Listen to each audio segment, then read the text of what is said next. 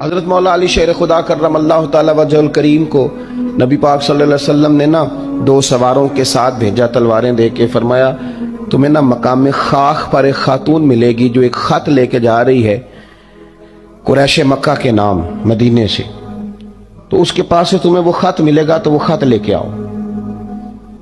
حضرت مولا علی شیر خدا کرم اللہ تعالی وجہ الکریم 2 صحابہ کے ساتھ وہاں پہنچ گئے، اس خاتون کو اسی مقام پہ پا لیا جہاں نبی پاک نے بتایا تھا۔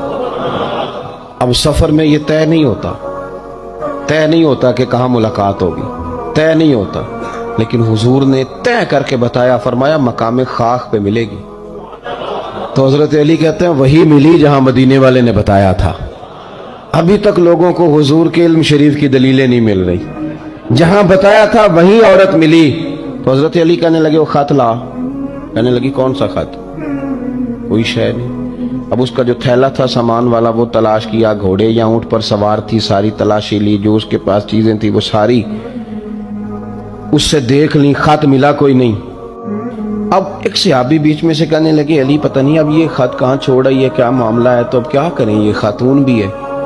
تو حضرت مولا علی شیر خدا نے تلوار نیام سے باہر نکالی، آپ فرمانے لگے بی بی 2 حرفی بات ہے، میرے رسول نے کہا خط تیرے پاس ہے، چاند ٹوٹ سکتا ہے، تارے جھاڑ سکتے ہیں، حضور نے فرمایا تو خط تیرے پاس سے نکلے گا۔ ہاں بات ختم ہو گئی، جو دن کو کہہ دیا دن ہے تو دن نکل آیا، اور جو شب کو کہہ دیا شب ہے تو رات ہو کے رہی، اور خدا نے ان کی زبان کو وہ اختیار دیا کہ جو نکلی منہ سے ان کے وہ بات ہو کے رہی۔